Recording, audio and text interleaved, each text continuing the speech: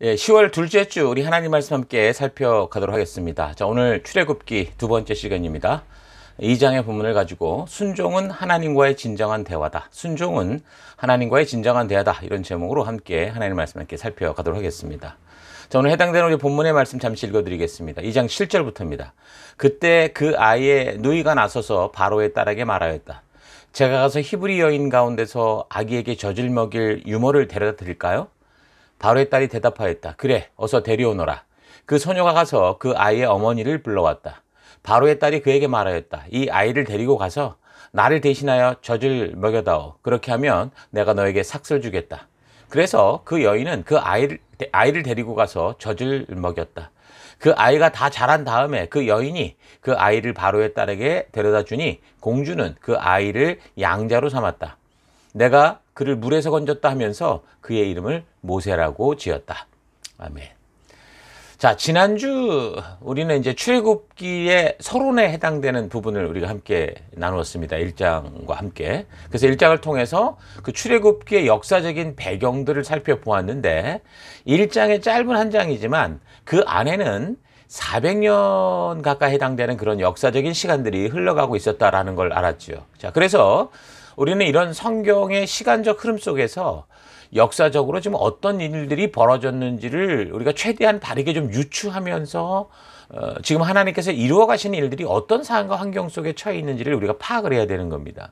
근데 무엇보다 그 시간 동안 그 이집트와 그래서 관련된 역사로 우리가 보면 처음 이제 요셉을 통해서 야곱의 모든 식구들이 이제 이집트에 그 내려가던 그 시기, 그 시기는 이집트의 역사로 보면 이집트 12왕조 때였습니다. 그리고 그 후에 이제 300여 년이 지나면서 이집트 18왕조 때 이스라엘 족속들이 이제 핍박을 받게 되는 역사가 이제 시작이 되는 거죠.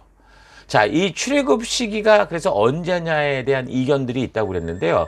성경 안에 있는 이 구절들을 근거로 보자면 BC 1446년경이라 이렇게 우리가 알 수 있었는데 성경을 비판하는 진보 신학이나 고고학 쪽에서는 이제 BC 13세기경으로 이제 이렇게 주장을 하고 있다고 그랬죠. 그래서 우리가 좀 복잡해도 왜 이런 식의 이런 추정을 서로 해야 되느냐라는 것을 우리가 알아야 되기 때문에 지난 주간 목요일 묵상 시간에 이제 그에 관련된 그 자료를 통해서 함께 나누는 시간을 가졌습니다. 자, 우리는 성경의 모든 본문에 근거해서 이집트 18왕조의 핍박을 받다가 하나님께서 모세를 통해 이제 이스라엘 족속들을 구원해내시는 그 연대기, 그러니까 15세기 출애굽설, 그러니까 전통적인 해석인데 이 역사적 시간을 중심으로 우리가 지금 이야기를 살펴가고 있는 겁니다. 자, 하나님께서는 야곱 당시 그 큰 충년으로 인해서 이집트로 잠시 피난처를 삼도록 하셨는데 이스라엘 족속들이 이제 그곳의 풍요로움에 젖어들어서 사명이 있는 가나안으로 돌아오지 않고 주저앉았다가 그 이집트 18왕조 때부터 이제 심한 박해를 받으면서 거의 그때부터 한 138년 정도, 그러니까 아주 심한 박해를 통해 고통을 당하게 되는 것까지 우리가 지난주 1장을 통해 살핀 겁니다. 자, 그래서 자기들의 고집으로 삶이 완전히 꼬여서 멸망의 위기에 처한 이스라엘은 지금 어찌할 바를 모르고 고통 속에서 이제 탄식을 하게 되는 거죠. 그래서 창세기 마지막 장과 출애굽기 첫 장의 시기적 차이가 거의 300년 정도라고 볼 수 있는데 2장의 첫 절과 마지막 절의 그 차이가 그래서 거의 그렇게 보면 또 이제 80년 정도에 해당된다고 볼 수 있습니다. 그러니까 탄압의 시기를 보면 이집트 18왕조의 시작과 함께 탄압이 시작됐고 아흐모스의 1세 때, 그 투트모스의 1세 때, 그러니까 3대 왕이었는데 이때 더욱 심해져서 태어나는 남자아이들을 죽이게 되기까지, 그러니까 45년 정도의 시간이 흘렀고요. 그 후에 이제 12년 뒤인 1527년, BC 1527년경에 모세가 출생을 하니까 그 57년 동안 탄압이 계속된 거죠. 그리고 이제 모세가 40세가 돼서 동족을 구하려고 하다가 살인 사건을 벌이고 도망을 쳐서 미디안 광야에 갔죠. 그리고 거기서 40년을 더 지내게 되니까 그리고 계속 이집트가 탄압을 하고 있었던 그 시기를 살피면 거의 이제 137년 이 정도가 된다고 우리가 유추를 하는 겁니다. 자, 그러니까 이집트 18왕조 탄압의 주체는 투트모스 1세와 그리고 이제 모세와 이제 그 서로 출애굽을 겨루던 사람이 바로 투트모스 3세라고 할 수 있는 겁니다. 자, 역사적으로 볼 때요. 모세를 양자로 삼은 그 이 이집트의 공주가 누구냐면 투트모스 1세의 딸이었습니다. 하첵수트라는 사람이었는데 이 여자는 아버지의 배다른 아들이 투트모스 2세였는데 투트모스 2세와 결혼을 합니다. 그런데 좀 불행하게도 딸만 또 낳고 아들을 낳지 못했어요. 그런데 이 투트모스 2세는 또 병약해서 일찍 죽게 되는데 근데 죽기 전에 후궁에서 낳았던 아들이 투트모스 3세입니다. 그래서 이게 이제 어린 나이에 이 아이가 왕으로 등극하게 되니까 이 하첵수트 같은 경우는 긴 시간을 섭정을 하게 되는 거죠. 자, 그래서 실제로 그 당시 모세가 동족을 살리려고 이집트인을 죽이게 되는 그 시기 전후까지 보면 이 하첵수트는 이집트의 권한을 실제로 가진 통치자였다라고 봐도 무방하다는 거죠. 그러니까 이제 하첵수트의 경우는 모세가 히브리인이라는 걸 알면서도 양자를 삼을 수 있는 그런 권한이 있었던 거고, 그러면서도 히브리인들을 탄압했던 그 아버지 투트모스 1세의 정책을 그냥 그가 그대로 섭정을 하면서 그대로 유지했던 여자다라고 볼 수 있는 겁니다. 자, 이런 이집트의 권력의 흐름 속에서 이제 히브리인들이 지금 130년이 넘도록 강제 노동을 당하면서 너무도 고통스러워서 힘들었기 때문에 이제 탄식하고 아우성치면서 하나님께 이제 부르짖게 되는데요. 하나님께서 그럼 400여 년 가까이 하나님의 그 부르심을 그 외면하고 살던 이 백성들이었잖아요. 그럼 어떻게 보면 얄미울 수도 있는데 그게 아니라 그래도 이들의 탄식과 부르짖는 소리를 들으셨다고 그랬죠. 그래서 이런 위기의 순간을 이제 아브라함과 그동안 맺으셨던 그 언약, 이루어 오셨던 하나님의 나라, 그 땅에서 이제 하나님 나라를 이루어 가실 일들을 지속하시기 위해서 이 백성들을 구원하는 기회로 삼으시는 겁니다. 하나님께서 이제 일하시기 시작하는 거죠. 자, 그렇다면 왜 그동안 하나님은 이런 일을 하시지 않으셨을까? 우리가 생각해 볼 필요가 있습니다. 이집트에 있던 시기를 총 430년으로 보는데요. 그 중에 이제 293년 동안은 어떻게 보면 풍요했고 그 사회 속에서 주도적인 위치 속에서 살아왔다고 볼 수 있고, 그리고 이제 살핀 것처럼 137년 동안 핍박과 고통을 당하며 이제 사는 그런 역사였습니다. 그렇다면 하나님은 그동안 뭘 하신 걸까요? 이런 질문에 대해서 우리가 바른 성경적 답을 찾으려면 우리가 창세기를 살피면서 그 묵상의 주제로 삼아왔던 것을 잘 기억해야 됩니다. 하나님이 누구시고 하나님도 어떻게 일하시는 분이고, 그리고 우리에게 말씀하는 믿음이 무엇이고 어떻게 사는 삶이 성경이 말하는 믿음의 삶이냐, 이런 걸 우리가 잘 기억을 해야 됩니다. 여러분들이 창세기 그 2300년의 역사를 살펴오면서 알게 된 하나님은 그래서 누구셨고 어떻게 일하시는 분이셨습니까? 자, 우리가 그동안 살펴본 걸로 볼 때 하나님이 일하시는 방법, 그것은 세 가지 정도로 볼 수 있었죠. 첫째는 뭐였습니까? 하나님이 직접 하시는 일이 있었습니다. 뭐 창조, 홍수 심판 같은 것들은 뭐예요? 하나님이 스스로 직접 하시는 그런 일이었죠. 그러니까 이런 일에는 뭐 하나님이 직접 하시니까 뭐 지연되거나 이런 일이 없었을 겁니다. 자, 두 번째는 뭐가 있었습니까? 천사들을 시켜서 하는 일이 있었습니다. 그러니까 소돔과 고모라를 심판할 때처럼 또 믿음의 사람들에게 하나님의 뜻을 전하려고 하시는 경우, 자, 이런 식으로 천사를 통해서 하나님이 일하시고자 할 때 또 어때요?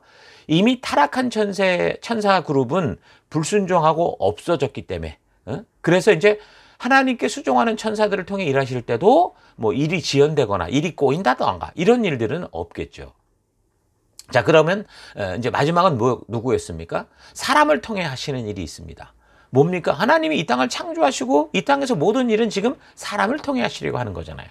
그래서 창세기 2300년의 역사를 통해 살펴온 모든 사건들 속에서 하나님은 바로 이렇게 그래서 사람들을 통해 일해 오셨던 것을 우리가 알 수 있었습니다. 하나님은 이 땅을 창조하시면서 하나님이 창조하신 모든 것을 어떻게 했어요? 사람들로 하여금 다스리고 정복하고 돌보도록, 다시 말해서 주인 되신 하나님의 권한을 사람에게 위임하셔서 만물의 주인은 아니지만 청지기로서 하나님이 창조하신 이 세계를 누리며 살아갈 수 있도록 그렇게 사람들의 손에 맡기셨죠.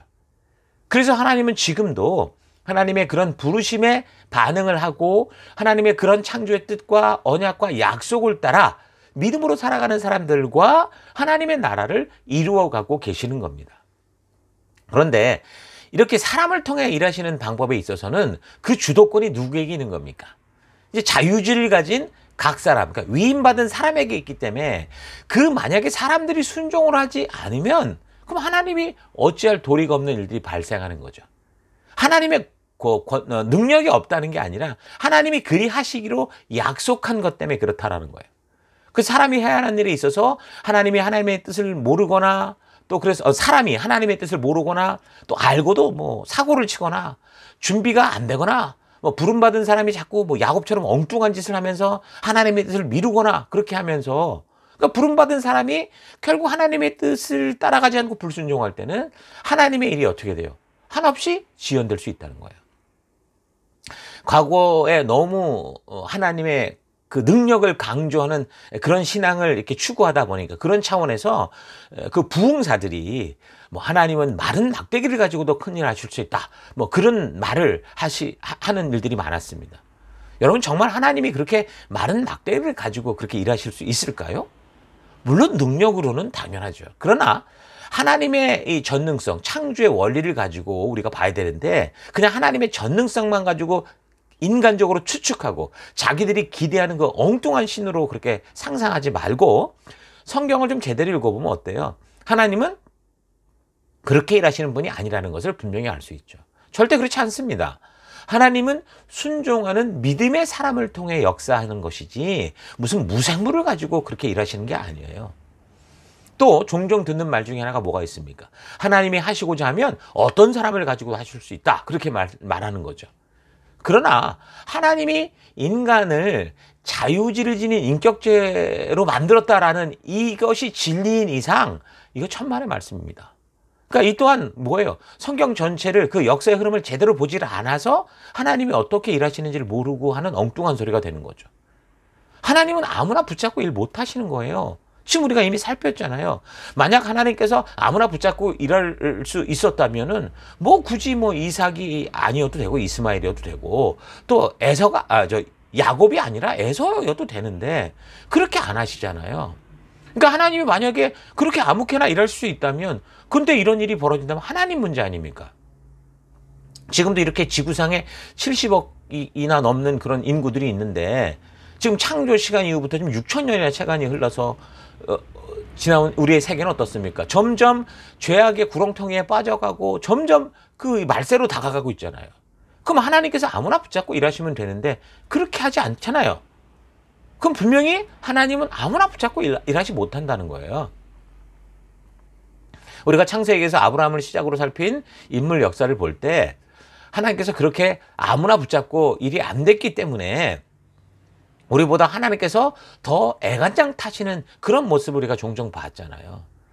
믿음으로 살아가는 하나님 나라를 이루어갈 때 굳이 아브라함의 후계자가 장남 이스마엘이 아닌 이삭이 될 필요도 없었고 또한 그렇게 불안한 삶을 살아가는 그 야곱, 그렇게 야곱 같은 사람일 필요도 없었는데 왜 나중에 후대들의 그 역사 속에서 이 에서가 장남이냐 뭐 야곱이 장남이냐 이런 것 갖고 서로 지금 에돔 족속끼리 지금도 팔레스틴 이래가지고 죽이고 살리고 하는 일이 벌어지는 그런 일이 있을 수밖에 없음에도 불구하고 왜 굳이 하나님은 그렇게 믿음으로 하나님의 약속을 따라가고자 하는 사람들과만 일하실 수 있었는가라는 거예요. 잘 생각해 보십시오. 하나님은 사람들을 그렇게 마음대로 조작하고 조종하며 일하시지 않기 때문인 거예요. 그렇게 아무나 당신이 조종하는 대로 움직이게 하면서 일할 수 있으면 왜 안 하겠습니까? 하나님의 일하심은 당신의 전지전능함보다 하나님 자신의 인격적 그 자존체를 세워서 저들과 일하시고 하신 그런 하나님의 그 사역, 창조의 원칙을 따라가고 있는 거예요. 그러니까 이런 사실은 우리가 살핀 창세기만 봐도 하나님이 어떻게 일하시는지를 분명히 알 수 있는 거죠. 그래서 우리가 창세기를 살필 때 이 땅이 이렇게 복잡하게 전개되는 이유가 바로 하나님이신 자유의지와 하나님이 일하시는 이런 원칙 때문에 그렇다. 하나님의 약속과 하나님의 언약과 하나님의 능력이 없어서가 아니라 그것에 하나님의 뜻에 불순종하고 위배하는 자들 때문에 그렇다 그랬죠.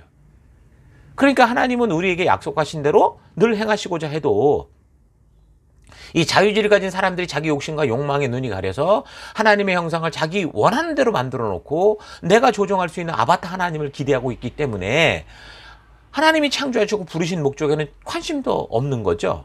그러니까 하나님이 아무리 그들과 하나님 나라를 이루어 가고자 해도 그게 안 되는 거예요. 그래서 우리가 출애굽기를 살필 때도 반드시 잊지 말고 살펴보아야 될 묵상 포인트가 뭐냐. 창세기를 살필 때 했던 것처럼 똑같은 주제를 가지고 집중해서 봐야 돼요. 하나님이 지금 어떻게 일하시는가라는 거죠. 그러니까 창세기를 차분히 묵상하면서 지금 하나님이 누구시고 어떻게 일하시는지를 우리가 좀 바르게 깨달은 지체들은 이렇게 출애굽기를 묵상해 나갈 때도 지금 복잡하게 전개되는 것 같은 역사 속에서도 그 안에 하나님의 분명한 뜻, 하나님의 분명한 진심을 우리가 계속 볼 수 있게 될 겁니다. 우리가 창세기를 살피면서 분명히 알게 된 것은 하나님은 언제라도 그 백성들이 부르심을 따라 살고자 한다면, 순종의 길로 나오기만 한다면 어떻게 했어요? 함께 일하시는 분, 성실한 하나님이셨습니다. 자, 그렇다면 하나님께서 지금 이집트에 내려간 이스라엘 족속들을 방치했다거나 모른 척했다거나 그렇게 말할 수가 없는 거죠. 그러니까 그 백성들이 핍박과 박해로 탄식하며 울부짖으니까 그때서야 아브라함과의 그 약속했던 언약이 기억이 나서 움직이는 그런 하나님이 아니라는 거예요. 아주 성실하신 하나님이신 거죠. 그렇다면 왜 이 백성들이 그럼 출애굽하기까지 430년이라는 시간이 걸렸는가? 그것은 잠시 위기를 지금 피하고 오라고 준비해 주신 그 피난처에서 이 백성들이 거의 300년 동안이나 하나님께서 사명의 땅으로 돌아오라고 하셔도 어떻게 했어요? 그 이집트의 풍요로움에 빠져서 자기들이 그 사회의 주를 이루며 살아가는 동안 하나님의 부르심과 뜻을 외면하고 살다가 이제 박해가 시작이 되니까. 근데 그것도 보면은 지금 박해를 받고도 100년 넘도록 어떻게 한 거예요? 그냥 인간적인 욕심을 버리지 못하고 버티며 살아온 걸로 보이는데, 박해가 이제 점점 심해져서 너무나 극한 고통을 더 이상 견딜 힘이 없으니까 하나님을 불렀어요. 근데 일단 어떤 거예요? 위기를 모면해 보자는 뜻에서 하나님을 부른 거고, 하나님께서 자기들의 기대대로 움직이는 아바타 하나님이 되어주기를 기대하며 살았기 때문에 그랬던 거죠. 지금도 안타까운 처지에 있는 우리 주변에 많은 사람들이 하나님을 부르는 대부분의 이유가 뭡니까? 자신들의 처지를 극복하고 더 큰 힘을 가져보려고 하는 거지, 위기를 넘겨보려고 하는 거지, 정말 하나님이 부르신 그 뜻대로 살려고 하는 그런 의도가 아닐 때가 대부분이지 않습니까? 그러니까 이스라엘 백성들도 그 극심한 박해로 하나님을 부를 때 이게 출애굽을 꿈꾸고 사명을 꿈꾼 게 아니라 이 이집트의 박해를 없애고 지금 이러지 말고 우리가 그동안 살아왔던 것처럼 이 땅에서 좀 편안하게 살 수 있기를 원하는, 그걸 기대하는 그런 마음이 있었기 때문에 그랬다는 거죠. 이집트 정착 후에 290년, 300년이 흘러서 이집트의 박해가 시작될 때쯤, 그러나 이것을 바르게 이들이 깨달았다면, 그리고 바른 사명의 땅에 돌아왔다면 적어도 130년 이상 고통 속에 살지 않고 사명을 이루는 삶을 살았을 수도 있었을 건데, 단지 자신들이 살아가는 데 있어서 이 이집트 땅의 불편함을 없애달라고 하면서 하나님을 사용해 보려고 했던 그 욕심이 결국에는 130년이 넘는 그 고통이 점점 더해가는 그런 삶을 산 거고, 출애굽 시기가 결국에는 430년까지 늘어지게 된 거죠. 비록 이집트 땅이라고 해도 이스라엘 족속들이 그곳에서 하나님께서 부르신 하나님 나라 백성다운 삶을 살아갔으면 하나님께서 저들과 소통이 가능하고 그 하나님이 약속하신 대로 이끄시고 인도하실 수 있었을 건데, 어려울 때나 풍요로울 때나 그냥 부름받은 자로서의 그런 삶을 살아간 게 아니라 자기가 생각하고 느끼는 대로 살아가려고 했기 때문에, 욕심대로 욕망대로 가려고 했기 때문에 하나님은 저들이 전심으로 하나님의 약속으로 되돌아오기까지 기다리실 수밖에 없었던 겁니다. 이스라엘 사람들이 이 잠깐 거쳐가야 된 이집트 땅에서 여기가 좋사오냐 하면서 전부 이집트의 문화와 그 삶의 노예가 되고 마니까 거기서는 하나님의 사명에 집중하고 하나님의 부르심에 나아오고자 하는 그 인물이 길러질 수가 없었던 거예요. 전부 그 안에서 세상의 습관과 노예 근성만 배우고 세속을 즐기고 세속적 노예 사고 안에서 벗어나지 못하는 삶을 살았던 거죠. 세속의 가치를 따라 살아가는 사람들 가지고는 하나님이 어떻게 하나님의 일을 하시지 못하시잖아요. 세속에 물든 자들은 늘 남과 비교하고 불평하고 변명하고 말이 많아요. 늘 남처럼 되려고 해요. 늘 기준이 남입니다. 뭐 그렇다고 그 불만스러운 조직과 탄압에 그래서 저항하느냐? 그러지도 않아요. 그냥 그런 삶에 또 어울려 살아요.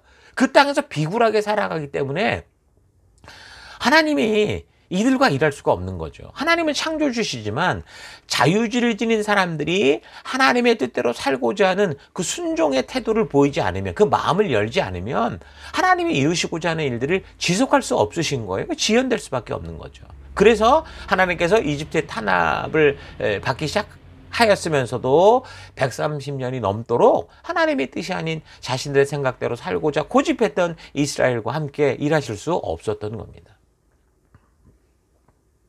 자, 그런데 다행히도 이런 이제 심한 박해를 통해서 이제 이전과는 다르게 백성들 중에 하나님의 부르심 앞에 나아가며 그 상황과 환경이 어떠하든지 이제 하나님의 뜻대로 살고자 하는 백성들이 생기기 시작합니다. 그 증거가 바로 2장에 나오는 모세의 부모들이에요. 그런데 2장에서 이 모세의 부모를 이야기할 때 그 이름이 누구다라는 말이 나오지는 않습니다. 누군가가 온 시대의 침묵을 깨고 하나님의 거룩한 부르심 앞에 나왔다고 한다면, 그 400년 동안 아무런 인물이 없다가 그렇게 나왔다고 하면 그 사람이 누구인지 드러내고 소개하고 그의 뭐 특별한 출생이나 그 인생의 아주 특별한 그 어떤 믿음이 큰 것들을 이야기해주고 그러면 좋겠는데, 성경은 전혀 그런 걸 언급하지 않아요. 그냥 어떤 남자가 한 여자와 결혼을 했다라고 말을 하고 그 다음에 그들의 삶에 대해서 소개를 합니다. 무슨 말입니까? 그러니까 하나님의 뜻대로 살아갈 때 누구냐가 중요한 게 아니라는 거예요. 특별한 어떤 사람이 중요한 게 아니라는 거예요. 누구든 하나님의 부르심에 따라가는 사람이라면 하나님은 그를 통해 일하신다라는 것이 중요한 거죠. 그래서 그 누군가가, 그 한 사람이 온 시대가 당연히 여기는 그 이집트의 협박과 세속의 유행과 흐름에 굴하지 않고 하나님을 믿고, 그래서 그들의 조상 아브라함, 이삭, 야곱에게 약속하셨던 그 약속과 가치를 따라 하나님의 말씀대로 용기 있게 순종하는 그런 삶을 살기 시작했다. 이게 지금 이야기의 포인트고 중요성이라는 거죠. 아마도 어떻게 보면 어쨌든 여기 레위 지파를 얘기를 하니까 이런 그 계기가 돼서 하나님께서 레위 지파를 별도로 하나님의 그 말씀대로 인도하는, 그 백성들을 인도하는 어떤 그런 지파로 세우려고 했던 그런 계기가 될 수도 있었을 거라고 봅니다. 또한 나중에 보면 시내산에서 금송아지 사건이 벌어질 때도 이 레위 지파가 하나님의 말씀대로 순종하면서 사는 그런 삶을 선택하는 걸 보거든요. 그렇게 볼 때 결국은 이 레위 지파를 그래서 통해서 이 백성 속에 하나님 그 말씀을 유지하는 그런 역할을 맡기시지 않았는가. 자, 그렇게 이제 볼 수도 있기도 합니다. 자, 어찌됐든 모세의 출생 시기에는 이 투트모스 1세 통치하에 엄청난 탄압이 시작이 돼서 백성들이 공포와 두려움 속에 이집트의 눈치를 보면서 태어나는 그 사내 아이들을 죽음에 그냥 내버려둘 수밖에 없는 그런 때였습니다. 그러니까 사내 아이를 낳았을 때 죽이지 않으면 어떻게 돼요? 그 가족이 다 죽을 수밖에 없는, 그러니까 지배국가의 그 강압적 위협 속에서 그들이 살았는데, 그런데 한 레위족 속의 부부가 그 와중에 아이를 낳고 숨죽여서 길렀다는 거죠. 2장 2절. 그 여자가 임신하여 아들을 낳았는데 그 아이가 하도 잘생겨서 남이 모르게 3달 동안이나 길렀다. 그 어느 부모가 뭐 아이가 잘생기면 기르고 아니면 버리고 그런 부모가 있습니까? 없죠. 자, 그렇다면 이 구절이 말해주고 있는 의미가 뭘까요? 그러니까 모세의 부모들은 뭐예요? 노예 정신을 벗어버렸다라는 걸 얘기하는 거예요. 누구나 다 지금 그 시대의 분위기에 눌려서 허접한 변명들을 늘어놓으며 노예로 살아가면서 어떻게 했어요? 자녀들을 남자아이가 낳았을 때 죽음으로 버렸단 말이에요. 근데 이 부부는 그 시대에 그런 문화에 휩쓸리지 않았고 그 시대적 살해 위협을 감수했으며 기꺼이 하나님의 뜻대로 서기 위해서 목숨을 내어놓은 어떻게 한 거예요? 순종의 정신, 순교의 정신으로 섰던 거죠. 그 당시 분위기로 봐서 아마도 모세의 어머니 요게벳이라는 게 나중에 나오는데, 이 요게벳 같은 경우 모세의 어머니는 아이를 가진 임신 때부터 아마 숨겼을 가능성이 큽니다. 왜냐하면 지금 이 임신한 아이가 남자일지 또는 여자일지 모르잖아요. 만약에 이게 아들이라고 한다면 그대로 죽음에 버려야 될 그럴 상황일지도 몰랐기 때문에 아예 처음 임신 때부터 일찌감치 숨겼을 가능성이 많습니다. 그리고 이제 여자가 산딸이 돼서 아이를 낳을 때 어떻게 했어요? 그 겪는 고통이 엄청나잖아요. 뭐 사람의 생뼈를 꺾는 고통과도 같다, 그렇게 얘기를 하는데, 요게벳은 그 고통으로 인해 죽을 것 같은 출산의 상황 속에서 어떻게 하는 거야? 이 아직 지금 태어나면 여자인지 남자인지 모르는 이 태어나는 생명을 지키기 위해서 소리 지르지 않고 견뎠을 겁니다. 그리고 아이를 낳고 여자가 보통 3, 7일은 몸을 풀어야 된다고 하는데 어쩌면 아무지도 않은 것처럼 하루 만에 그렇게 행동해 됐을 수도 있었을 거예요. 의심받으면 발각돼서 아기가 죽으니까. 그리고 아기들이 하는 일이 뭐예요? 태어나면 우는 일이에요. 배고파면 울고, 불편하면 울고, 짜증나면 울고. 근데 그 위험을 감수하고 어떻게 한 거예요? 아이를 3개월 동안 키운 거죠. 왜 그랬을까요? 저는 굳이 여기에 이렇게 이 부부를 소개하는 이유는 이들이 하나님의 그 약속을 믿는 그런 순종의 삶이었다고 생각을 합니다. 하나님의 약속을 믿었기 때문이에요. 오늘날 수많은 아기들이 지금 낙태로 지금 죽어가고 있고요. 낙태 합법화에 지금 전부 지금 데모를 하고 있고요. 심지어 태어난 아기들이 비일비재로 버려지는 일들이 일수입니다. 그러니까 왜 그러는 거예요? 결국 자기들이 살아가는 삶의 편리를 위해서 이 생명을 경시하고 있는 거죠. 그 당시 이집트에 포로된 이스라엘 족속들은 지배국가 이집트가 그런 정책을 핀다고 하면서 사나이가 태어날 때마다 어떻게 했어요? 당연히 유기시켜버리고 그 생명을 어떻게 한 거예요? 죽여버렸을 거예요. 자기들이 직접 죽이지 않아도 결국 버려버렸을 거라고요. 죽도록 내버려뒀을 거라는 겁니다. 그러면 양심의 가책이 있죠. 그 어느 어머니가 그 마음이 편하겠습니까? 그런데도 어떻게 했던 거예요? 그런 분위기 속에 서로 어쩔 수 없는 일 아니냐. 그렇게 서로를 위로하고 자위하면서 그 아무렇지도 않은 듯 그렇게 그냥 양심의 눈을 감고 지내고 있었을 거예요. 자, 그러니까 모세의 부모가 그렇게 아이를 지키려고 했던 건 뭐예요? 그 시대 사회 유행과 국가적 정책에 휩쓸린 그 시대 이념과 그 시대 어떤 그런 철학이 아니라 하나님의 말씀의 가치를 믿었기 때문에 자신들의 목숨을 내놓고 그 아이의 생명을 지키려고 했다라는 거죠. 오늘 우리 성도들이 이 시대를 살아가면서 가져야 될 삶의 태도, 바로 그리스도의 정신이 바로 이런 겁니다. 그래서 하나님은 하나님이 약속하신 약속을 믿는 믿음을 가지고 이렇게 삶의 어떤 상황과 환경 속에서도 순종하는 그런 어떤 사람, 어떤 가정을 통해서든 그 믿음을 통해서 어떻게 하는 거예요? 당신의 나라를 이루어 가실 수 있던 겁니다. 그럼 그전에는 이 모세와 같은 마음을 가진 사람들이 없었을까? 저의 묵상으로는 그렇다고 생각합니다. 물론 예수님 시대처럼 그 열심당들이 있었잖아요. 나름대로 뭐 했어요? 그 사람들이 나라의 독립을 위해 애써던 사람들 있었습니다. 저는 모세의 시대도 그랬을 거라고 생각을 해요. 그러나 소돔과 고모라 때 이미 우리가 창세기를 통해 살폈던 것처럼 그곳이 왜 망했습니까?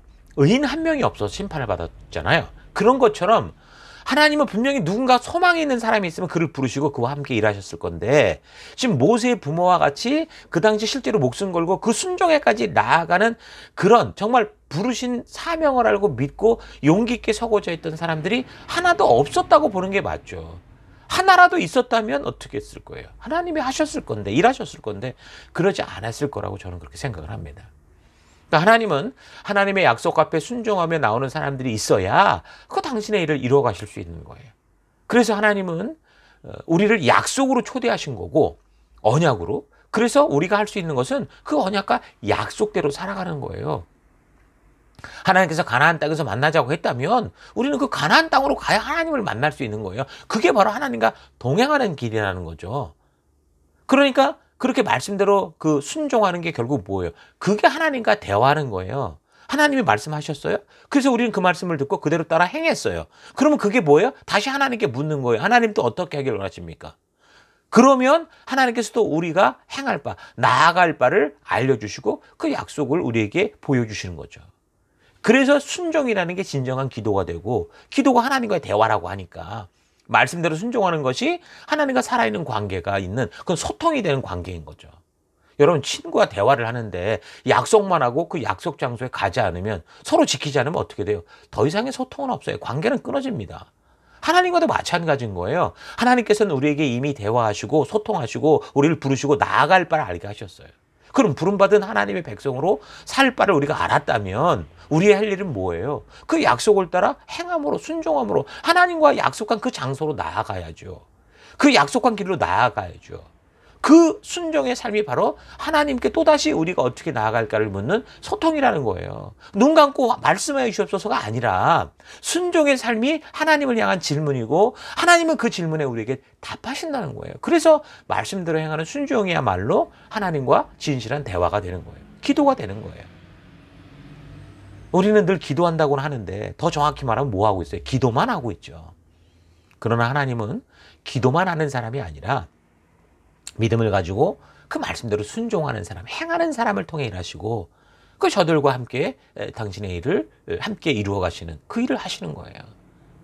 인도하심이 필요한 게 아니고요. 하나님의 말씀대로 나아가는 것이 하나님과 동행하는 삶이에요. 그러니까 사람이 그렇게 움직여야 하나님이 움직일 수 있는 거예요. 다시 말해서 사람이 하나님의 말씀대로 순종함으로 대화를 해야 하나님께서 다음으로 나아갈 바를 말씀해 주시고 당신의 행할 바를 보여주시는 거죠. 모세의 어머니 요게벳은 그렇게 하나님의 뜻대로 그렇게 살고자 움직이는, 그러니까 모세의 부모들은 바로 그런 사람이었던 거예요. 그래서 모세를 낳고 기르다가 어떻게 했어요? 이제 도저히 아이를 숨겨서 키울 수 없는 그런 상태가 되는 거예요. 그럴 때 어떻게 해요? 하나님의 전적인 은혜를 바라면서 하나님의 손에 전적으로 의탁을 하는 거예요. 그래서 모세를 그 광주리에 담아서 나일강 갈대 숲으로 떠내려 보내는 거죠. 여러분, 저는 이게 진정한 기도의 모습이라고 봅니다. 그러니까 화려한 말기술이 아니라 하나님의 말씀대로 끝까지 순종을 하는 그 삶, 순종을 하고 그 더 이상 어쩔 수 없는 그때 하나님께 맡기고자 하는 그것이 기도죠. 이런 기도를 통해 하나님은 진정으로 역사하시고 당신의 일을 행하시는 거예요. 물론 얼핏 보면 이제 모세의 부모가 뭐 더 이상 어떻게 할 수 없으니까 포기하는 것처럼 보일 수 있어요. 겉으로 볼 때는. 그런데 그 내용을 자세히 보면 어때요?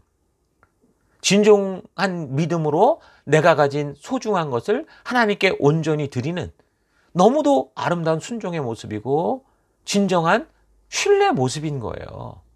이 모습을 잘 묵상해 보면 조금 상황이 다르지만 아브라함이 그 나중에 이삭을 바치는 그런 그 장면과 거의 같다고 봐요. 하나님은 이런 순종의 삶을 아주 세밀하게 보시고요. 그 저들을 책임져 주시는 거예요. 아브라함이 이삭을 제단에 드리려고 막 할 때 어떻게 했어요? 하나님이 막으시고 어떻게 했습니까? 이미 준비하셨던 숫 양을 통해서 이 예배를 드리게 했어요. 그러니까 이렇게 모세의 부모가 마찬가지로 믿음대로 말씀 따라 순종할 때 어떻게 보면 그 강가에 놓아나는 게 이 아브라함이 칼로 내리치는 그 순간과 같잖아요. 그때 어떻게 해요? 하나님이 막으시는 거죠. 그리고 하나님의 세밀한 도우심으로 그를 구하십니다. 어떻게? 이집트 공주를 준비하셔서 이 생명을 책임지는 놀라운 역사를 이끌어 가시는 거예요. 그러니까 하나님의 전능한 능력을 보고 싶으면 어떻게 돼요? 기도만 하는 게 아니고요. 말씀의 가치 그대로 살아내는 진정한 순종, 온전한 행함이 있어야 되는 거예요. 그렇다고 하나님은 우리의 완벽한 행위를 찾는다, 그걸 말하는 게 아닙니다. 비록 모세의 부모는 3개월 정도의 짧은 도전이라고 하더라도 그 마음과 태도를 보셨던 거죠. 그들이 어쩔 수 없는 상황까지 가는 그 중심을 보신 거예요. 그렇게 믿음대로 살기 위해 발버둥 치고 작은 움직임이라도 그 믿음대로 살기 위해 꿈틀거릴 때 하나님은 그 아이가 어떻게 했어요? 이집트 공주의 손에 의해서 살려지게 하시고 모세라고 이름 지어지게 하시고 결국에는 그를 민족을 구하는 지도자로 성장할 수 있는 그런 자리로 보내시는 거죠. 사람의 온전한 순종이 있을 때 하나님께서 준비하신 그 놀라운 그 섬세한 그 하나님의 역사를 볼 수 있게 되는 거예요.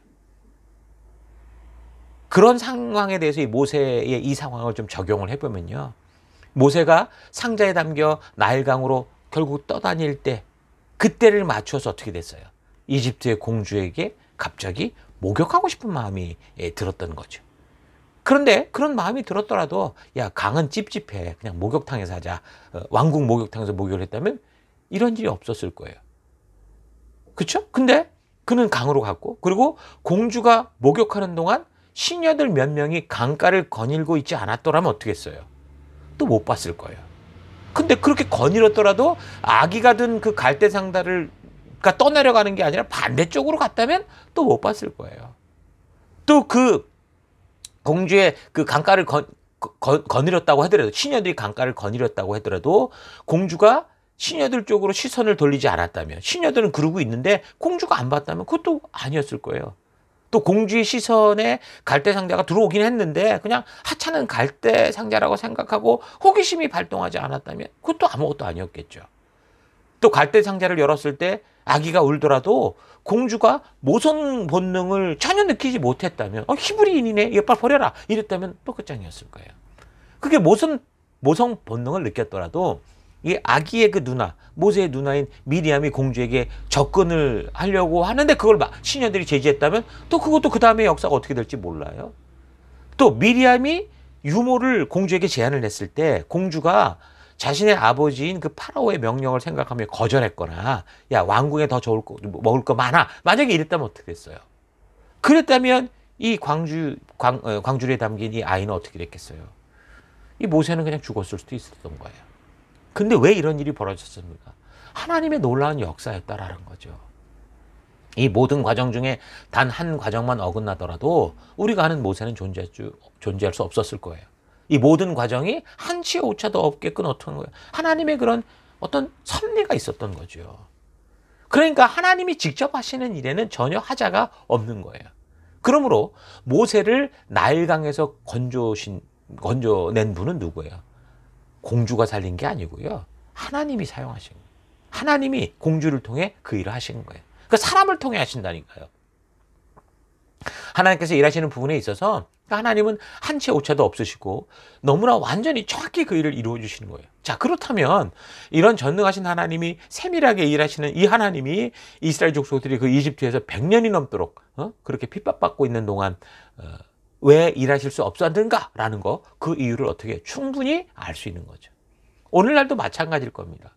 하나님은 무슨 마른 막대기나 아무 사람하고 하는 게 아니에요. 사람을 조작해서 행하시는 게 아니고 하나님의 뜻대로 용기 있게 순종하는 믿음의 사람이 있어야, 어떻게 해서든 그 믿음 따라 살고자 꿈틀거리는 사람이 있어야 그 일을 이루어 가시는 거예요. 여러분, 오늘 우리 교회를 보십시오. 우리 교회가 존재의 이유로 뭘 삼았습니까? 사람을 낳는, 사람을 세우는 일.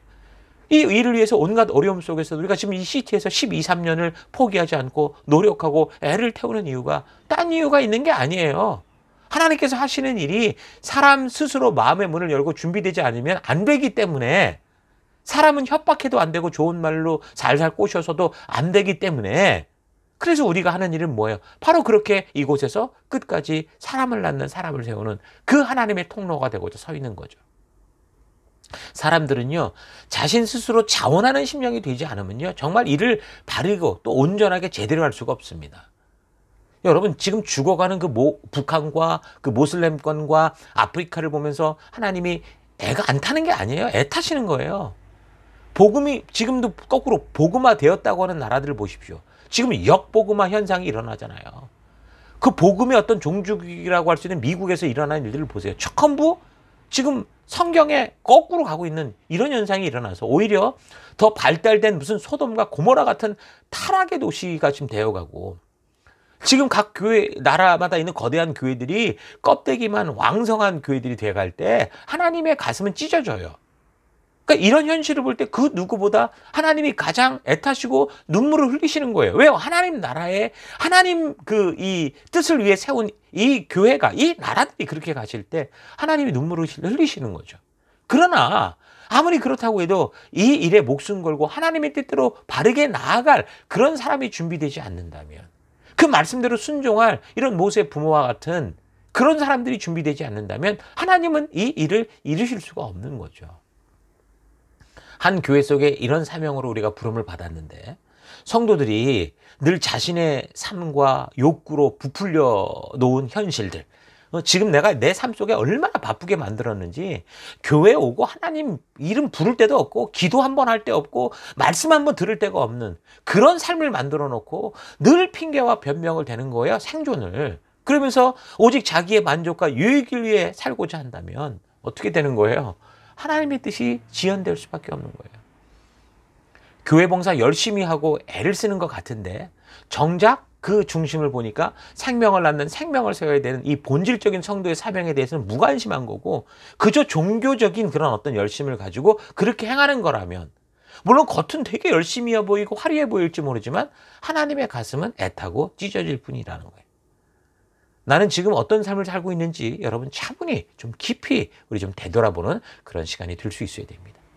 지금 어떻게 해서 400년 동안 침묵하시던 것 같던 하나님께서 이렇게 민족의 중요한 사람을 살려내는 세밀한 섭리를 이루시고 있었습니까?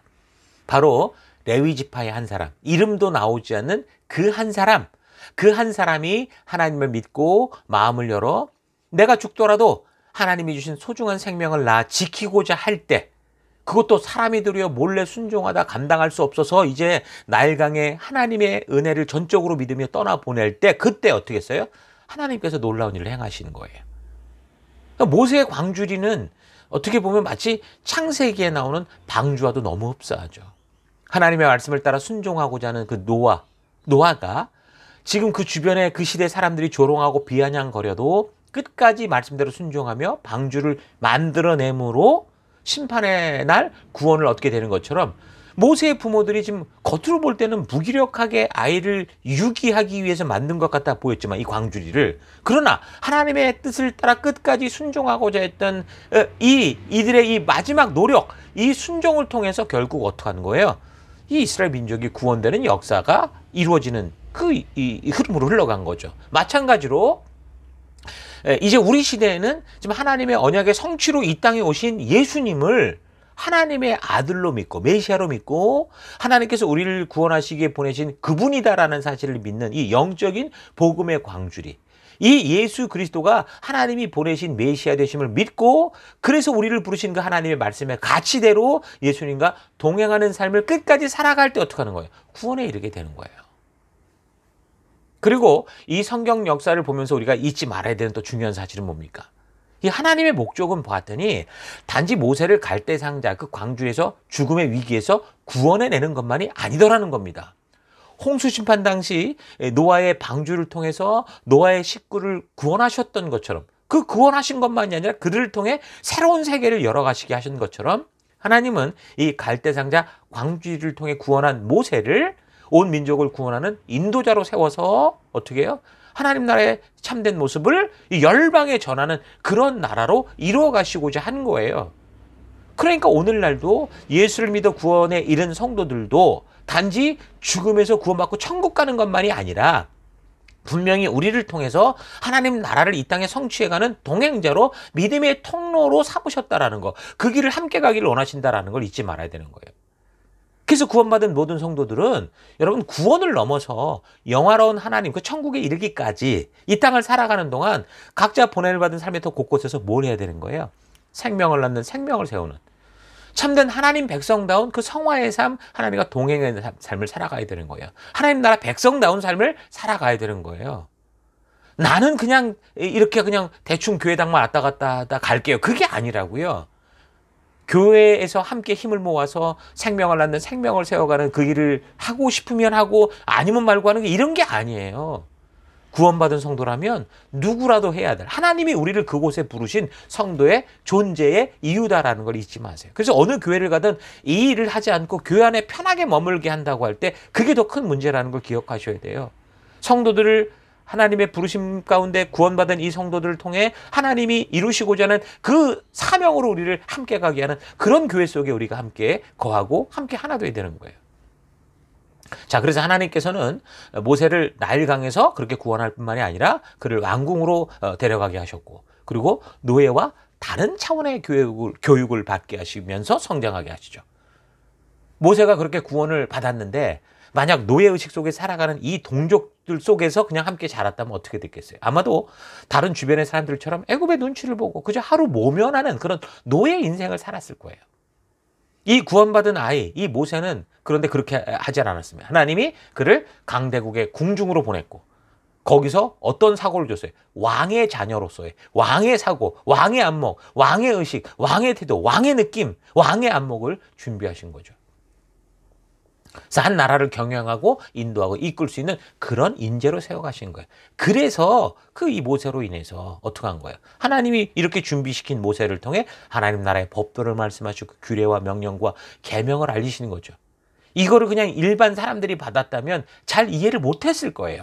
그러나 한 나라를 통치하고 다스리는 그 현장에서 그런 한 나라를 다스릴 수 있는 사람으로 자라가면서 그 다스리는 현장을 본 이 모세로 인해서 이 하나님 나라와 법도와 규례와 명령과 계명이 바르게 하나님 나라의 어떤 가치로서 정리가 될 수 있었고 전달될 수 있었던 거죠. 그래서 이집트의 죽음에서 구원한 그 백성들의 그 구원받은 백성들에게 하나님 나라의 백성으로서 전달이 된 거고, 그래서 이 땅에서 이루어지는 하나님 나라를 이루어가는 그 역사를 이루실 수 있었던 겁니다. 여러분, 사람은요, 이 의식, 생각이 변하지 않으면 삶의 변화가 없습니다. 그래서 신앙은 결국은 노예의식으로 사냐, 주인의식으로 사냐라는 의식구조 변화의 싸움이에요. 옛사람이냐, 또 그 새사람이냐가 그 노예의식에 사느냐, 주인의식에 사느냐, 그 싸움인 거예요. 종교적 행위의 싸움이 아니라 내가 하나님 안에서 그 어떤 존재인지 그 존재를 알아가는 싸움인 거예요. 그래서 말씀을 전하는 목적은요, 성도들이 하나님의 말씀으로 저들의 의식 구조를 변화시키는 거예요. 성도들이 이 하나님의 말씀으로 변화될 수 있도록. 그렇게 하나님의 말씀이 성도들의 의식 구조, 새 사람 속에 뿌리박고 그 마음 속에 심겨지지 못하면 어떻게 돼요? 아무리 교회를 오랫동안 다녀도 어떻게 돼요? 성도들은 변하지 않아요. 성전의 마당만 밟는 종교적 삶을 살아가게 되는 거죠. 그저 교회당에 와서 다른 이단 종교들, 미신들과 다를 바 없이 그저 만수무강 바라고 남보다 많은 복 받기 원하고, 그러면서 이제 종교 지도자들, 같은 욕심을 가진 종교 지도자들의 영적인 어떤 어떤 소모품, 이용품이 돼서 그런 줄도 모르고 그냥 교회 갔다 뭐 이것 바치고 저것 바치고 시간 맞추고 이래가면서 그저 뭔가 복 받는다라는 것 때문에 종교의 노예가 돼서 살아가게 되는 거죠. 그래서 목사를 비롯한 교회 리더들이 함께 힘을 모아서 힘써 하나님의 말씀을 바르게 전하는 것이 얼마나 중요한 그 교회의 첫 번째 되는 사명이요, 존재의 목적인지 우리는 잘 깨달아야 되는 겁니다. 영적인 가정 셀로 모여서 행해야 되는 일이 뭐예요? 우리의 사명이 뭐예요? 리더들의, 그 안에 있는 리더의 사명이 뭐예요? 그저 밥 잘 먹이고 통통하게 끼우는 그러는 게 아니고요. 이 하나님의 말씀을 우리 지체들의 그 마음속에, 가슴 속에 심어서 그들이 하나님의 그 백성된 정체성을 온전히 알게 하는 거. 그게 바로 이 교회와 셀과 리더와 목사의 사명이다라는 거 절대 잊어서는 안 되는 겁니다. 자, 하나님의 부르심을 잊지 않고 내가 선 곳에서 하나님의 말씀의 가치를 따라 살고자 하는 것이 믿음의 삶인데, 이런 믿음의 삶은 참으로 하나님께서 동행하시고 역사하시는 하나님의 일하심을 결국은 보게 된다는 거죠. 그래서 모세가 처음 이집트 공주에 발견된 때가 생후 3개월이었는데 이집트의 그 공주가 그 모세의 어머니를 유모로 삼잖아요. 그래서 이 아이를 키워주면 내가 비용까지 주겠다. 내가 내 아이를 낳는데 내 아이를 키우는 비용을 공주가 주겠다, 그 말이에요. 그래서 모세의 어머니가 모세를 데리고 가서 젖을 뗄 때까지 어떻게 키운 거예요. 자기 자녀를 키우면서 모든 비용을 왕궁에서, 나라에서 받으면서, 풍족히 받으면서 자녀를 키웠죠. 전 여러분들이 바로 이런 축복을 누리기를 바랍니다. 진정한 순종의 삶을 통해서 하나님께서 이렇게 책임져 주시는 이런 삶을 오늘날 지금도 여러분들 경험하고 그렇게 그런 축복 속에 살아가는 여러분 되기를 축원합니다. 순종은 하나님과의 대화라고 그랬죠. 다른 어떤 대화보다 강력한 대화는 바로 하나님 말씀대로 행하며 살아가는 그 순종의 삶이 진정한 대화입니다. 그래서 하나님께서 가장 기대하시고 기뻐하는 게 바로 그 순종, 행함이에요. 모세 부모를 통해 보듯이 순종은 어떤 때가 있어서 하는 게 아니에요. 오히려 순종은 불가능해 보일 때 하는 게 순종이에요. 순종이 가능할 때 하는 건 그냥 삶이고, 불가능할 때 말씀대로 행하는 게 순종인 거죠. 여러분들의 삶의 현실이 지금 어떤 상황과 환경 속에 있든지 하나님께서 우리를 보내신 곳에서 부르신 그 부르심의 길을 따라서 말씀의 가치를 따라 끝까지 순종하며 걸어감으로 해서 하나님이 순종하는 모세의 부모들의 삶의 결과, 모세를 위해서 양육비를 지급하면서 왕궁에서 왕의 자녀로 길러내는 축복을 누린 것처럼 하나님이 직접 여러분들의 인생을 책임져 주시고 삶을 책임져 주시는 놀라운 축복을 누리는 여러분들 되기를 축원합니다. 모세는 그렇게 이집트 공주의 아들이 되었으면서도 친어머니의 손에서 젖을 뗄 때까지 이제 자라가는 거죠. 사람들의 인생에서 자신의 정체성을 알게 되는 굉장히 중요한 시기가 0세부터 6, 7세까지라고 그랬습니다. 근데 지금 보면 모세는 0세부터 4, 5세까지, 그러니까 너무도 소중하고 중요한 정체성 교육의 기간이라고 할 수 있는 그 시기에, 모세는 그 소중한 시기에 누구와 살았어요? 하나님의 말씀의 가치를 따라 살아내는 어떤 환경 속에서 순종하는 부모 밑에서 그 모범된 삶을 보면서 사랑을 받으며 자랐어요. 물론 그때 그 아이는 말도 잘하지 못했을 거예요. 그냥 태어났어요. 그리고 뭔가 자기를 케어해주는 사람을 쑥쑥 닮아갔을 뿐입니다. 보았을 뿐입니다. 말과 글로 교육할 수 없는 그런 시기였지만 그 너무도 인생의 소중한 시기에 모세는 그의 참 믿음을 가진 부모로부터 그 부모들이 믿음으로 살아가는 것을 보면서 그 말을 들으면서 그 스스로가 누구인지 그 자기도 모르는 그 무의식 속에 그 정체성을 가지게 된 거죠. 자, 이런 사실을 볼 때 우리가 하나님의 백성으로 부름을 받았다고 할 때 가장 우리가 힘쓰며 순종해야 되는 건 뭐예요? 바로 자녀 교육. 다음 세대를 향한 말씀 교육이다라는 거 잊지 마십시오. 히브리인들 같은 경우 특별한 경우는 7살까지 뭐 젖을 먹이는 경우도 있었다고 하는데 대부분 뭐 3, 4살 정도의 젖을 끊는다고 합니다. 그러니까 이제 그때 그 모세의 어머니가 모세를 이집트 궁중으로 데려갔겠죠. 그러니까 모세가 3세쯤 이집트 공주에게 가게 됐는데 모세를 공주의 아들로 삼을 때 계속해서 그러면 유모로서 이제 모세 어머니가 같이 갔느냐? 이건 확실치는 않아요. 근데 분명한 것은 어쨌든 모세는 확실히 자신의 정체성을 알고 있었다라는 겁니다. 어머니가 같이 유모로 갔다고 해도 그 이집트 안에서 함부로 어머니로서 교육할 수 없어요. 유모는 유모일 뿐이에요. 말하자면 식모 같은 사람이었던 거죠. 뭔가 도우미였던 것뿐이었을 뿐입니다. 그러니까 그런데도 불구하고 모세는 분명히 자신의 정체성을 알고 있었죠. 그래서 나중에 성인으로 자랐을 때 그 학대받고 있던 같은 동족 히브리인을 돕는 것을 볼 수 있잖아요. 그러니까 아이가 태어나서 아무것도 모를 것 같은 그 시기, 0세에서 불과 3, 4년 모세의 부모가 하나님 안에서 하나님의 말씀의 가치를 따라 살아가는 그 삶을 보여주는 너무 중요한 교육을 했을 뿐인데 모세는 3, 4세 이후 이집트 국령에서 청년이 되기까지 자라났지만 그의 정체성을 잊지 않는 그런 존재로 성장을 한 겁니다. 이런 모세의 부모나 모세에 대해 신약 히브리서 성경은 뭐라고 증거합니까? 모세가 태어났을 때 믿음으로 그 부모가 석 달 동안 아기를 숨겼다. 분명히 말하죠. 11장 24절로 보십시오. 믿음으로 모세는 어른이 되었을 때. 그러니까 여러분들의 삶의 상황과 어떤 환경 속에서도 꼭 잊지 말아야 되는 게 뭐라는 거예요? 그 아이 때 성경 교육. 지금 우리 교회 안에도 이제 막 아이들이 태어나는 그런 가정도 있고 이제 태어날 가정도 있는데 여러분 이 사실을 잘 기억하십시오. 그리고 여러분들이 특히 가장 어려울 때요. 막 태어나서 그동안 둘만 살다가 어떤 생명이 태어났다는 건 정말 너무 쉽지 않은 그런 시기이긴 하지만 여러분들이 그럼에도 불구하고 이 성경의 가치와 말씀으로 서로를 섬기고 세워주고 함께 이 아이를 양육하려고 하는 그런 삶, 그 열심히 사는 삶만 보여줘도 너무 중요한 정말 아이의 그 정체성에 중요한 것을 세우는 그런 교육이다라는 거 잊지 마시고 여러분 그래서 무엇보다 중요한 건 여러분 스스로가 먼저 말씀의 가치로 무장하는 거 또 어떤 상황 환경 속에서도 성경의 가치를 따라 살아가는 삶의 태도를 가지는 거다라는 거 잊지 마시기 바랍니다.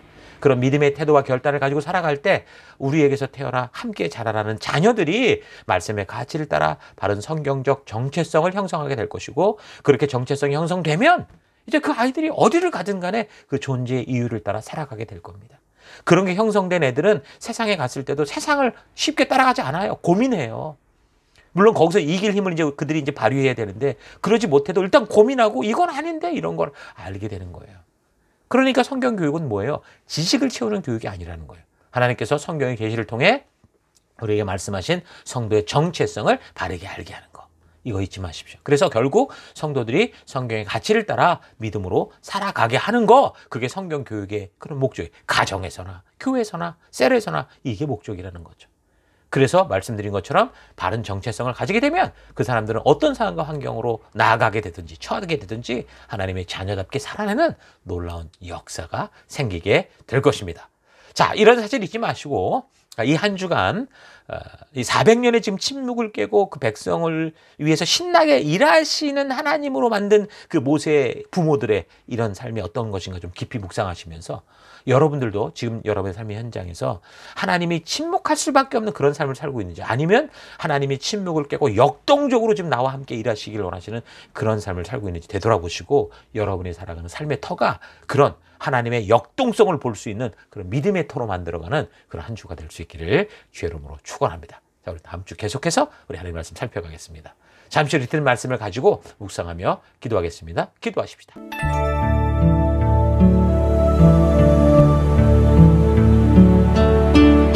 예, 기도는 하나님과의 대화라고 우리가 많이 들었습니다. 대화가 다르고 온전하게 되기 위해서는 어떻게 돼요? 상대방의 이야기를 충분히 듣고 그 진실한 뜻을 알 때 이어질 수 있습니다. 그래서 그렇게 상대방의 뜻을 알면 그 뜻을 따라 행동하게 되는데, 그것처럼 상대의 뜻을 따라 행동하는 것만큼 어떻게 돼요? 더 깊은 대화가 이어져 가겠죠. 그 행동 자체가 깊은 대화가 되겠죠. 그래서 하나님과의 관계에서 가장 깊은 대화는 뭐냐? 바로 하나님의 진심을 알고 그 하나님의 뜻대로 행하고 순종하는 겁니다. 자, 그래서 말씀대로 행하는 순종은 어떻게 하는 거예요? 정말 하나님과의 가장 깊은 대화, 그 자체가 대화라는 거. 우리가 살아가는 그 삶이 그게 바로 하나님과의 믿음의 대화라는 거 잊지 마십시오. 바로 그런 삶 속에서 놀라운 열매들이 나타나는 겁니다. 나는 하나님과의 관계 안에서 지금 어떤 대화를 하며 살아가고 있는가? 되돌아봤으면 좋겠습니다. 하나님은 신실하고 항상 변함없이 우리를 하나님 나라 백성으로 인도하시고 이끄십니다. 우리를 그런 존재로 세우셨기 때문에 하나님은 우리와 그 일을 하기 원하세요. 그래서 하나님은 그런 하나님의 뜻을 성경을 통해 변함없이 우리에게 그 진심, 그 의도를 보여주고 계시고, 심지어는 우리 예수 그리스도를 이 땅에 보내셔서 당신이 이 땅을 창조하시고 죄로 무너진 세상 속에서도 어떻게 하나님 나라를 이루어 가실까 하는 하나님 나라에 대한 모든 것을, 그 진실한 하나님의 의도를 보여주셨습니다. 그러므로 이제 우리가 해야 될 일은 뭐예요? 그 하나님의 진실한 대화에 진지하게 나아가는 거죠. 말씀의 가치를 따라가는 참된 믿음으로 하나님 나라 백성다운 순종의 길을 걸어가야 되는 겁니다. 모세의 부모들처럼, 다니엘처럼, 다윗처럼, 아브라함처럼, 이삭처럼, 그러면 이 세상을 두려워하기보다 하나님을 경외함으로 창조주 하나님께서 인도하시고 이끄시는 그 길, 그 말씀의 가치, 말씀의 길을 따라 나아가는 우리가 되길 바랍니다. 자, 이런 사실 잊지 마시고요. 이제 2022년 후반기가 지나고 있는데, 거룩한 하나님의 나라 백성답게 이 남은 시간들을 더욱더 말씀의 가치대로 살아감으로 진정 하나님의 나라가 우리를 통해, 나를 통해, 우리 교회를 통해, 우리 가정을 통해 계속해서 이어져 갈 수 있도록 진정으로 순종하며 하나님과 동행하는 여러분 되길 바랍니다. 자, 오늘 우리 들은 말씀, 모세의 부모들을 우리가 생각하시면서 함께 지금 기도하기 원하는 것은요. 첫째, 하나님은 하나님의 모든 진심을 우리에게 이 성경과 예수 그리스도를 통해 쏟아 부어주셨는데, 여전히 그 하나님의 진실한 부르심을 소홀히 여기고 세속의 이집트를, 소돔과 고모라를 기웃거리며 살아온 삶을 회개합니다. 회개하시고요. 두 번째, 하나님, 내가 보내받은 곳의 삶의 더 곳곳에서 진정으로 하나님 나라 백성다운 삶을 살아서 내가 살아가는 곳에서 하나님의 통치가 임하는 하나님의 나라를 세워가는 내가 되길 원합니다. 하나님 나를 통해 하나님 나라를 이루어가는 그 통로가 되길 원합니다. 기도하시고요. 마지막 세 번째, 하나님, 모세의 부모와 같은 믿음으로 내가 번을 받은 내 삶의 터에서 담대히 믿음으로 살아가는 내가 되길 원합니다. 용기 주옵소서. 그 길로 나아가길 원합니다. 다 같이 우리 잠시 기도하겠습니다. 기도하십시다.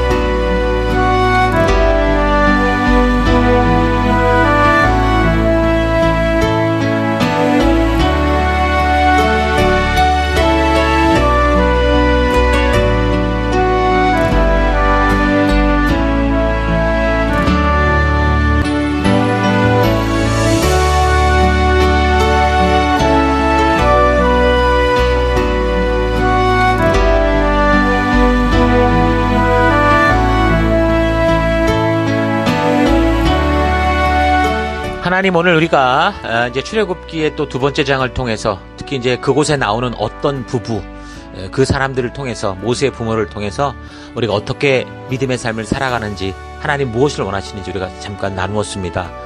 하나님, 우리가 늘 이런 하나님이 찾으시는 사람들을 기억하면서 내 삶의 현장에서 그런 믿음의 길을 걷는 우리가 되길 원합니다. 하나님은 하나님의 모든 그 뜻, 진심을 성경과 예수 그리스도를 통해 우리에게 쏟아 부어주셨는데, 근데 여전히 하나님, 그런 하나님의 진실한 부르심을 소홀히 여기고 세속의 이집트를, 소돔과 고모라를 기웃거리며 살아왔던 그런 삶들을, 그런 태도를 회개합니다. 용서해 주옵소서. 하나님, 내가 보냄을 받은 삶에도 곳곳에서 진정으로 하나님 나라 백성된 삶을 살아서 내가 살아가는 그곳이 바로 하나님 나라가 될 수 있도록, 나를 통해 하나님 나라가 이루어져가는 그런 통로가 될 수 있도록 하나님 그 길로 나아가는 내가 되기로 합니다. 하나님, 모세의 부모와 같은 그런 믿음으로 담대히 살아내는 하나님 그런 용기를 주옵소서. 내가 오늘 이 시대에 그런 믿음의 사람 되기 원합니다. 세상을 두려워하기보다 여호와 우리 하나님을 경외하는 삶을 살아가는 내가 되기 원합니다. 세상에서 인정받기보다 하나님께 인정받으며 사는 내가 되길 원합니다. 다른 그 무엇보다 순종으로 하나님과 진실한 대화를 나누며 우리 주님과 이 시대 이곳에서 주님과 동행하는 그런 내가 되길 원합니다. 그런 우리로 이끌어 주옵소서. 함께 하심을 감사드리고 예수님 이름으로 기도했습니다. 아멘.